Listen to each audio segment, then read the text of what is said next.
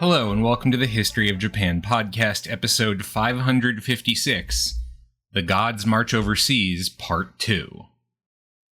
So last week we spent our time talking about the role of religion in Meiji Japan, and how conversations around religion within the country were shaped by both the domestic politics of the Meiji government and pressures from the Western world, with its own interpretation of what religion was supposed to be, shaped by Europe's distinct religious history. This week and next are about seeing how those debates around religion played out in an arena where religious ideas played a surprisingly large role, in Japan's colonization of other parts of Asia. And when we talk about colonization during the Meiji era, I think there's one place we really have to start with: Hokkaido, the massive northern island where the process of colonization was so successful that what once was treated as wild country is now considered indisputably a part of Japan's integral territory, a fourth home island in its own right. Now, it's been a while since we talked about the colonization of Hokkaido, so as a quick refresh about how it all started, Hokkaido was, during the years of the Tokugawa shoguns, at best loosely attached to, so to speak, Japan proper. Its indigenous population, known as the Ainu, have their own language, history, and culture, more closely related to the indigenous tribes of Siberia and the Russian Far East than to the Wajin, or ethnic Japanese. Based out of kotan, or settlements, scattered around Hokkaido, the Ainu subsisted by a combination of foraging, hunting, and some agriculture, the last of which was made possible by a growing trade in iron tools, ceramics, and the like with the Japanese. That trade, in turn, was monopolized by Japan's northernmost feudal domain, Matsumae, whose rulers controlled only a small sliver of Hokkaido itself, the Oshima Peninsula on the southernmost tip of the island. Despite their small territorial holdings, the Matsumae clan and its retainers were very well off because the Tokugawa shoguns granted them exclusive rights to manage the lucrative Ainu trade. Ainu kotan would exchange natural goods, fish, pelts, that sort of thing, for Japanese tools that made their hunting, gathering, and farming more efficient. When the trade had first emerged, it had largely been mutually beneficial, but by the Tokugawa years, it had become increasingly exploitative. The Matsumae clan pitted the various kotan against each other for the best trade terms, and after a massive rebellion against its policies in the 1660s, Matsumae cracked down on dissent within the Ainu community even harder. Still, Matsumae's power over the Ainu, or over Hokkaido itself, was never absolute. The clan's authority was premised on its ability to cut off unruly kotan from valuable trade, which in turn would leave that kotan vulnerable to more compliant neighbors who still had access to Japanese tools and technology. Outside of the domain agents stationed in the larger kotan or in trading posts on Hokkaido or the nearby Kurile Islands, the Japanese presence on Hokkaido was minimal outside of the major port of Hakodate and its neighboring Matsumae Castle. What changed this whole arrangement was, of course, the arrival of Western imperialism in the region, particularly in the form of Imperial Russia, which by the late 1700s had completed its march across the Asian mainland all the way to what's now the Russian Far East. The increasing assertiveness of Russia led to growing concerns about Hokkaido, which could, given the lightness of the Japanese presence and the small Ainu population, easily be conquered and turned into a Russian colony right on Japan's own doorstep. Still, considering how many problems the shogunate had, it didn't really have the financial resources to do much about this one, especially as its own situation became increasingly desperate. And so it wasn't until the shogunate came crashing down that its successor in the Meiji government was able to take a more assertive stance on Hokkaido's future. That more assertive stance took the form of the Hokkaido Kaitakushi, or Hokkaido Development Agency, set up in the 7th month of the 2nd year of Meiji, so more or less the late summer of 1869.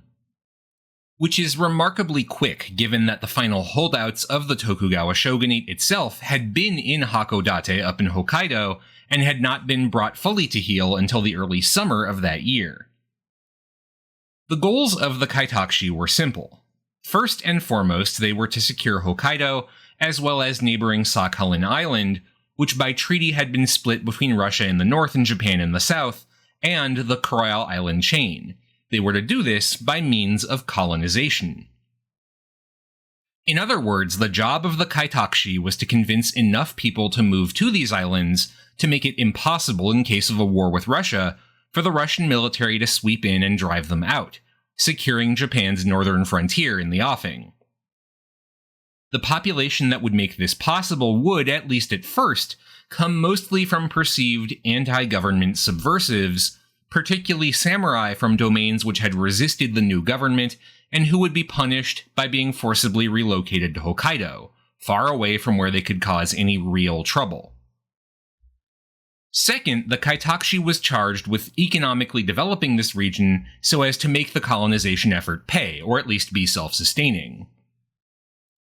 Normally, histories of the Kaitakushi focus on these two efforts, the effort to move an ethnic Japanese population into Hokkaido and variously either culturally assimilate or annihilate the Ainu via neglect and mistreatment, and to make the island a part of the nation's economy. So what about the question of religion? How does Shinto fit into the colonization of Hokkaido? Well, it turns out from pretty early in the story. The story of the early Kaitakushi tends to be dominated by one of its most fascinating figures, Shima Yoshitake, who was one of the magistrates brought in to direct the initial colonization effort. Shima was not the head of the Kaitakushi, mind you. By the time Shima made his way to Hokkaido, that job belonged to Higashikuze Michitomi, a member of the old courtly aristocracy of Kyoto. However, Higashikuze had been chosen more or less for personal and political connections. He'd been the officially designated childhood playmate of the Meiji Emperor's father, Emperor Komei, and an early backer of the anti-shogunate loyalist movement, for which he'd actually been forced to flee Kyoto to avoid arrest by the shogun's forces. Simply put, Higashikuze was a political appointee chosen for his early and timely support of the new government, and regardless, he wasn't going to be around very long. He'd leave Japan in 1871 as a part of the Iwakura mission, and he was promoted into the senior ranks of the emperor's advisors upon his return. So really, while he was in charge, it was guys like Shima who actually directed the colonization effort.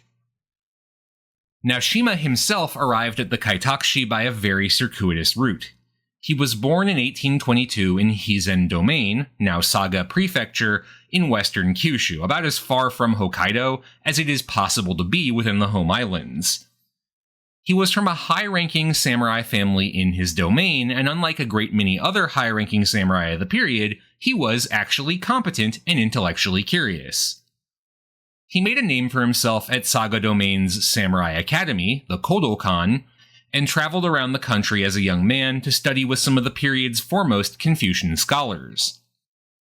He also enjoyed the confidence of Hizen Domain's daimyo, or lord, Nabeshima Naomasa, who again, unlike many of the daimyo of this period, was genuinely capable and invested in leading his domain as best as possible.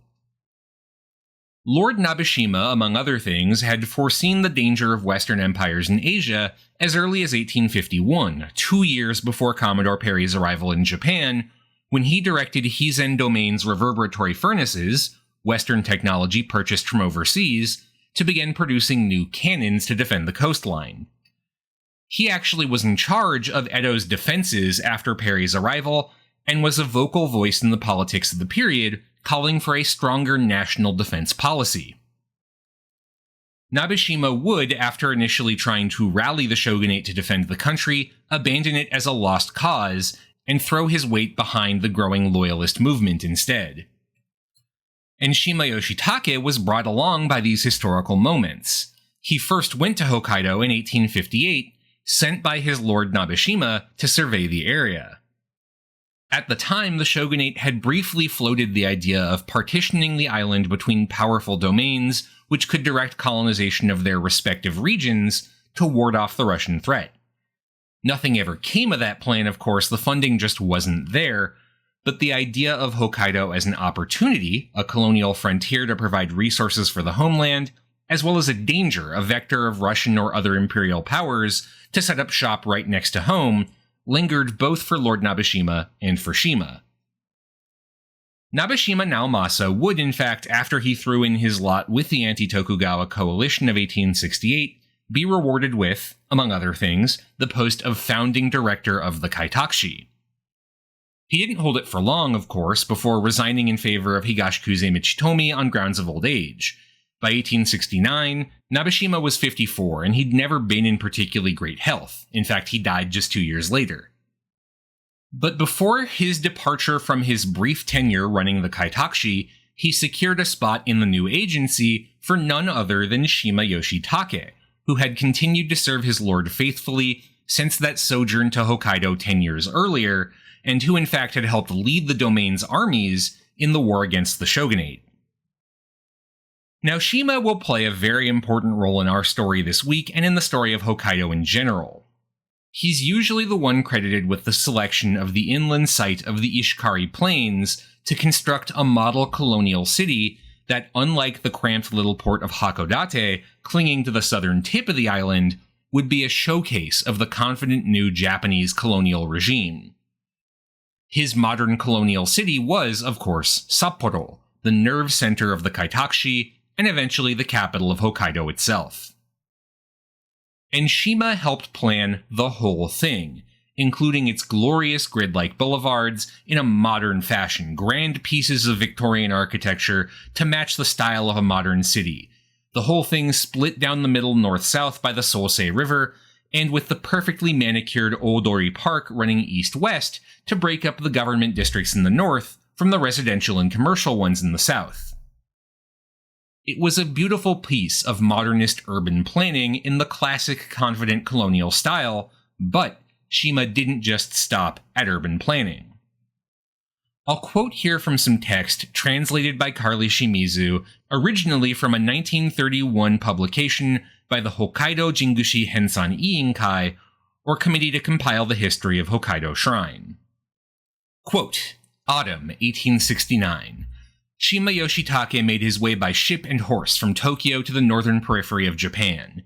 His destination was the Ishikari Plain, the yet wild land that was to become the northern capital for which he had so long advocated, Sapporo. On this journey through mud and snow, Shima carried a precious burden entrusted to him within the hollowed halls of the revived Jingi-kan. Within it was the sacred mirror of the 3 pioneer kami.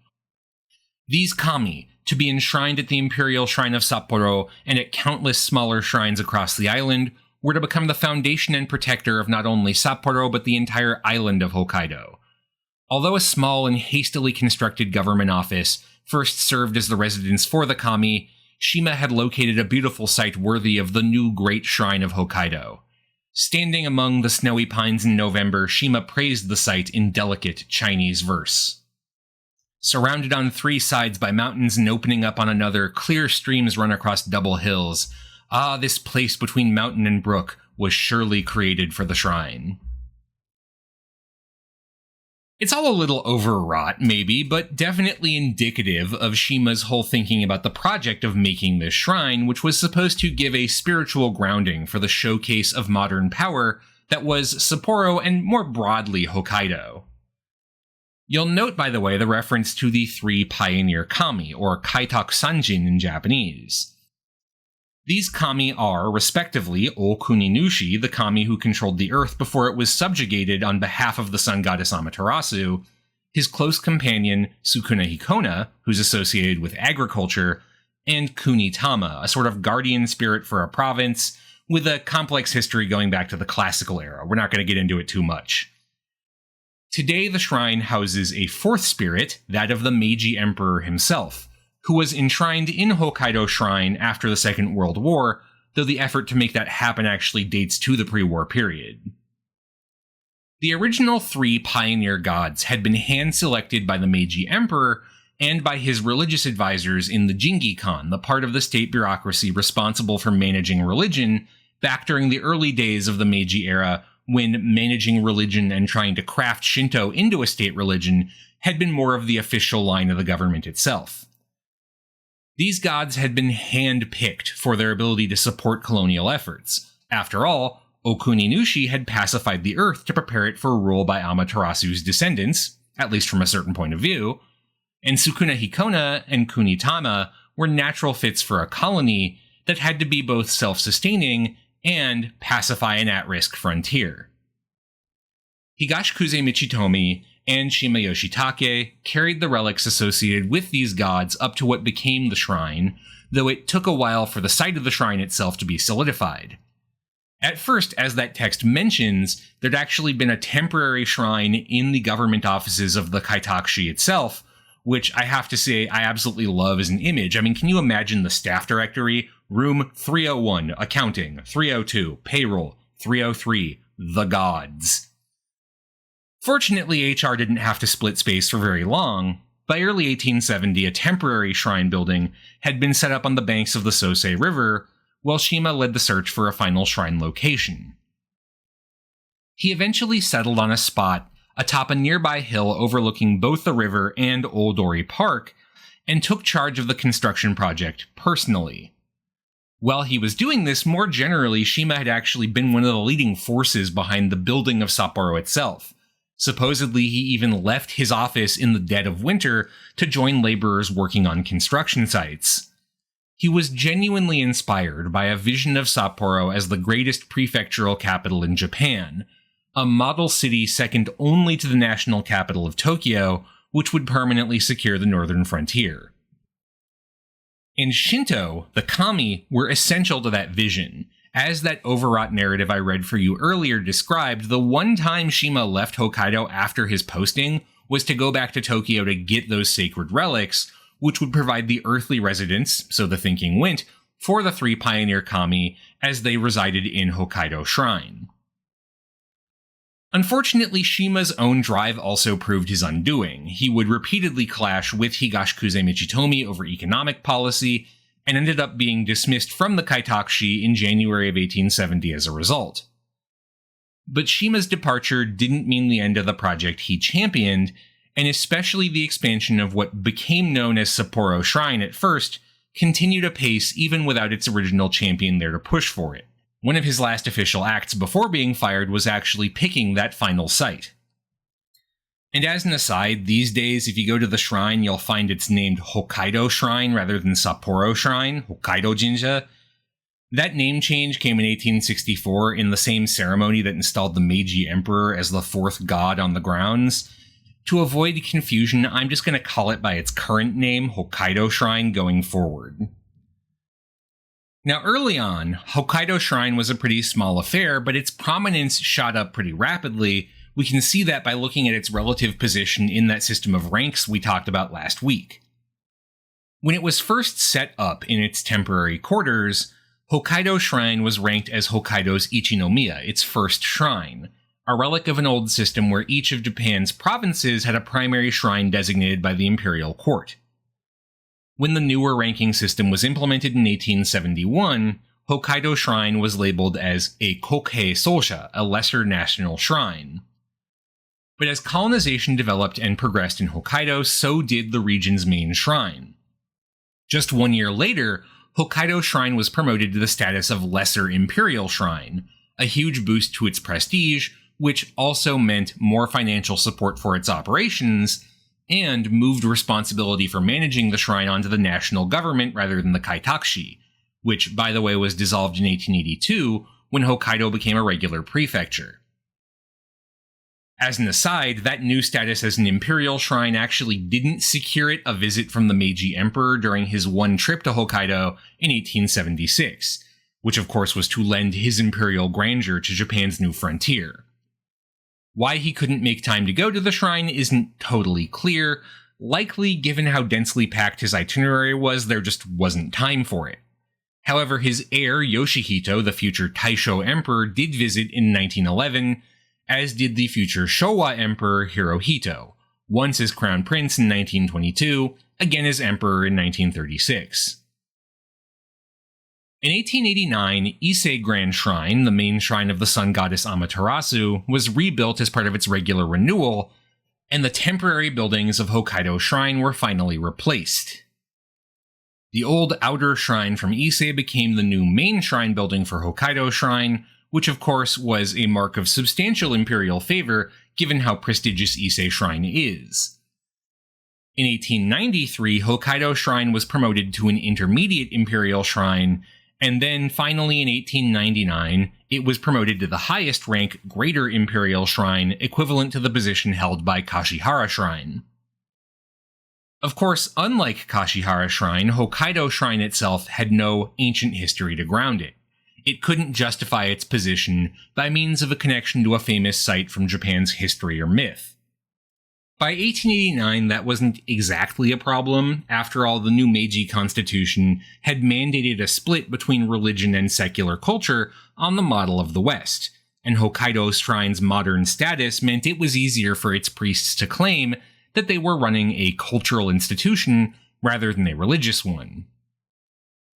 And that movement up the ranks of the shrine hierarchy also happened at the same time as another substantial shift in the role of Hokkaido Shrine itself. Last week, you'll remember we talked a lot about the imposition of a divide between the secular and religious worlds as a part of the Meiji Constitution. That divide was considered a part of the civilization and enlightenment of the West, and so adapting it in legal terms to the circumstances of Japan was very important. But that constitution, remember, was not set up until 1889. By that point, Hokkaido Shrine had existed for almost 20 years. And early in its history, the shrine had played a very different role in the region's development.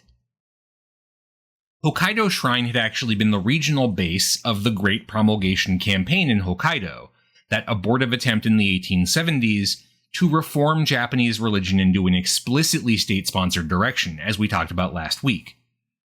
For Hokkaido, the Great Promulgation Campaign had initially been viewed as a particularly important idea. Hokkaido had been one of the first ports opened to foreign trade, and so the dangers of the foreign presence, particularly exposure to that most subversive of religions, Christianity, was felt to be particularly acute. Among other things, this meant that priests aggressively promoting Shinto to the new settlers of Hokkaido were based out of Hokkaido Shrine. Legally, the preachers of the campaign were separate from the shrine institution, but the two groups shared space on the grounds. This also meant that Hokkaido Shrine was one of the places where some of the more ill-fated experiments of the Great Promulgation Campaign took shape. For example, traditionally Shinto, as a religion or cultural practice or whatever you want to call it, is not associated with funerals. It has very strict taboos around death and decay as being corrosive to the divine. It's far more common to have a Buddhist funeral, and anyway, all that stuff about rebirth, well, that plays a little better at a funeral. However, during the Great Promulgation Campaign, the Jingi-kan, the religious governing board that directed the campaign, cooked up a ritual for a Shinto funeral. After all, those observances are an important part of the human experience of religion, and so if Shinto was going to be a state religion, which remember was the goal of the campaign, it needed to have a way to accommodate death. These funerals had to be conducted off-site from the shrine proper so as to avoid contaminating the divine, but shrine personnel did conduct them. For example, Sapporo's site for Shinto funerals was near the grounds of Akano Cemetery to the south of the city proper, but a priest associated with Hokkaido Shrine named Wakabayashi Yoshimichi was the one who actually did the ritual. However, the funerals were never that popular among the local population, and as the new constitution came into force and politics began to shift in the 1880s, the Akano funeral site had to be removed from the jurisdiction of Sapporo Shrine. It was just too hard to sell to people with a straight face that a funeral was just a cultural affair. Wakabayashi Yoshimichi actually applied to the national government for the Akano site to be converted into a separate Shinto shrine, but his request was denied on the grounds that as a funeral hall, it could not be a state-recognized shrine because its purpose was explicitly religious. He was granted a license to operate a sectarian religious hall instead, in Japanese a soreisha, or shiyu, not a jinja. This also cut Wakabayashi's new organization off from any government support. After the Second World War, the distinction stopped mattering as much because Shinto affairs all were labeled as explicitly religious and thus free from all government intervention, and so the site was folded back into Hokkaido Shrine as a subsidiary shrine. Today it's called Sapporo Sorei Jinja, or the Sapporo Funeral Shrine. Hokkaido Shrine, meanwhile, was freed up to take on the role of a cultural institution, and Hokkaido's prefectural government saw a lot of advantages for itself in promoting the shrine as a marker of the island's development and modernity. Much like Kashihara Shrine, the grounds became a sort of expanded public park called Maruyama Park, complete with 150 cherry trees planted by volunteers in memory of Shima Yoshitake himself.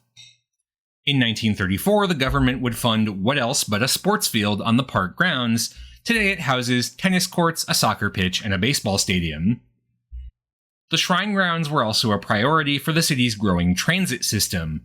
As a part of the celebrations of 50 years of colonization efforts in 1918, Sapporo's city government began to construct a tram line. The first section of that line connected with the shrine's Yohai, its distant veneration site. Given that Hokkaido Shrine is constructed on a hill, and thus not consistently accessible, Hokkaido being known for things like snowy winters, the shrine leadership had set up a sort of subsidiary site in the city center in 1878. 4 years later, the tram line was extended to the shrine proper during the first line of expansions, and meanwhile, a second Yohai site for the shrine was actually set up inside the government offices of Sapporo's city center, which, of course, was purely for cultural uses. It was in no way a religious institution. As access to the shrine expanded, so did the offerings of the shrine itself. For example, in 1938, the shrine leadership decided to add a second shrine to the grounds, Kaitaku Jinja, the development shrine. Contained therein were the spirits, so the thinking went, of 37 Hokkaido pioneers who helped further the colonization efforts, including, of course, Nabeshima Naomasa, Shima Yoshitake, and Higashikuze Michitomi, among others. The hope was their enshrinement would help ground the somewhat abstract veneration of the pioneer kami with more definite historical figures. Around the same time, the initial push to enshrine the Meiji Emperor in the main shrine began, though as we discussed, that didn't come to fruition until later. Meiji had been an active champion of Hokkaido's colonization. If you remember our series on the Meiji Emperor's life, you'll remember he didn't really express opinions about much in general, so the fact that he actually did have one about Hokkaido, even if it was basically the least surprising opinion possible, was considered worthy of some note. Meanwhile, textbooks authorized by the Ministry of Education for use in Hokkaido's primary schools included readings about the shrine's history, since it was, of course, an important cultural institution. Visits to the shrine, particularly for students in Sapporo, were also a part of the national curriculum, and compulsory, because remember, in legal terms, Shinto was a cultural institution, not a religion, and thus the government could legally compel its subjects to engage with it. The shrine even became the local headquarters of the scouting organization, as in the Boy Scouts, and remains involved in that today, though I couldn't tell you much about it because I was never really interested in the whole scouting thing. I'm a bookish intellectual, what can I say? After the outbreak of the Second Sino-Japanese War in 1937, the shrine grounds became a regular meeting site for patriotic groups of women, students, and the like, organizing drives to support the war effort, for example by selling war bonds. Many of those organizational meetings also involved prayer at the shrine itself. The shrine's main festival, an important part of its yearly calendar, was set for August 15th, the anniversary of the proclamation renaming the island which had once been known as Ezo into Hokkaido. The festival became a celebration of the island's incorporation into Japan. The parades that took part of the festival every year included a marching band, which was dressed as imperial loyalist soldiers from the collapse of the shogunate, as well as floats depicting Emperor Jimmu and famous figures from the history of the mainland, guys like Toyotomi Hideyoshi, for example. Absent from any of this, of course, were the people who had a much longer history in Hokkaido. No part of the shrine commemorations at Hokkaido Shrine, either in its festivals or its regular day-to-day practice, reflected anything about the Ainu or the unique history on Hokkaido. Sometimes, to be fair, Ainu residents of Hokkaido were paid, for example, to lead one or two of the early floats in the parade, or offer up an opening performance or something like that, but their roles were always tiny, nothing more than an exotic appetizer, so to speak, for the main event. Which is interesting because when we look at some of the other overseas Shinto shrines in places like where we're looking next week, Taiwan, you do see an attempt to incorporate local tradition into some shrine practices. No one, so far as I know, ever explicitly laid out the rationale for why the Ainu were relegated to this very subsidiary role, but we have some good academic guesses. For a start, the Ainu population of Hokkaido had been ravaged by disease in the late 19th century. The population had never been huge, but closer and closer contact with Japanese population had brought smallpox, among other things, that devastated the Ainu population.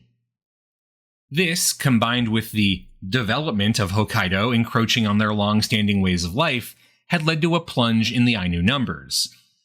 By comparison, in Taiwan, as a comparative example, both the Han Chinese and Aboriginal population was far more numerous and always substantially outnumbered the Japanese population of the island. The Ainu also didn't have any legal recognition. The 1899 law regulating their communities marked them as the former Aboriginals of Hokkaido, a role that didn't come with any legal protections. The explicit goal of Hokkaido's government was to assimilate the Ainu as quickly as possible, and any sort of recognition of their distinct practices ran counter to that. Which was both, of course, very immoral, and also kinda awkward, because if you look at Ainu traditional religion and Shinto, there were a lot of similarities between them, both in terms of language, gods being, for example, Kami in Japanese and Kamui in Ainu, to implements. Both belief systems make use of something called a nusa, a wooden wand decorated with paper streamers for certain ceremonies, and that was probably the biggest reason for the lack of recognition given to Ainu practices. I mean, so much of the Meiji period involved this obsession to prove that Japan was modern, and so obvious connections between its favored religion or cultural practice and those of a people it had labeled as backwards, thus making forcibly civilizing them justified, would have raised, to put it mildly, awkward questions. And this is one of the reasons I find Hokkaido's history so fascinating. You have so many parallels to, for example, the history of the United States. This notion of a frontier that has to be tamed, indigenous inhabitants who have to be civilized, so that the resources of this virgin land that's not really virgin can be used to benefit a glorious new modern civilization. One of the classic images associated with America's westward expansion is the 1872 painting American Progress, which literally shows a giant angel leading pioneers westward alongside telegraph lines and a railroad, driving literal darkness, wherein reside a group of fleeing Native Americans, away in its path. That is a picture that definitely says at least 1,000 words about the self-perception of many Americans involved in the settlement of the West. And I think you could paint a pretty similar picture of Japanese progress, but instead of the angel, of course, you'd have the three pioneer gods of Hokkaido Shrine. And historically, that was the main role of the shrine, the secular purpose that made it a cultural institution the government could support. Carly Shimizu refers to Hokkaido Shrine in her writing as, quote, communicating the new Japanese secularity to the often less than exemplary imperial subjects residing in Hokkaido.